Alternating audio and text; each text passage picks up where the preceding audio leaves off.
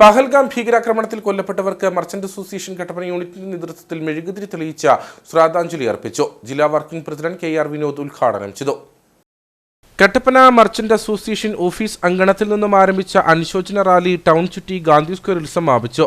തുടർന്ന് നടന്ന അനുസ്മരണ യോഗം വ്യാപാരി വ്യവസായി ഏകോപന സമിതി ഇടുക്കി ജില്ലാ വർക്കിംഗ് പ്രസിഡന്റ് കെ.ആർ. വിനോദ് ഉദ്ഘാടനം ചെയ്തു.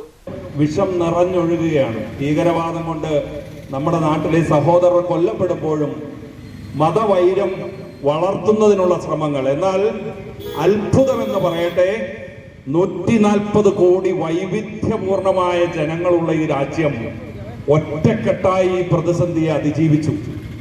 ഒരു ചെറിയ അപശബ്ദം പോലും സോഷ്യൽ മീഡിയയിലൊക്കെ ഞാൻ മുമ്പ് സൂചിപ്പിച്ചതുപോലെ ചെറിയ അപശബ്ദങ്ങൾ ഉണ്ടായാലും മനുഷ്യർ പൊതുവിൽ ഒറ്റക്കെട്ടായി ഭീകരവാദത്തിന് ഒരു മതമേ ഉള്ളൂ എന്നും അത് ലോകത്തെവിടെയും ഭീകരവാദത്തിന്റെ മതം ഭീകരവാദമാണെന്നും ബാക്കി എല്ലാ മതവിഭാഗങ്ങളിൽപ്പെടുന്ന സാധാരണ മനുഷ്യരും മനുഷ്യരാണെന്നും ആ തലത്തിൽ ഐക്യപ്പെടുമെന്നും ഉറപ്പിച്ച് ലോകത്തിന് കാട്ടിക്കൊടുക്കുവാൻ നമുക്ക് സാധിച്ചു.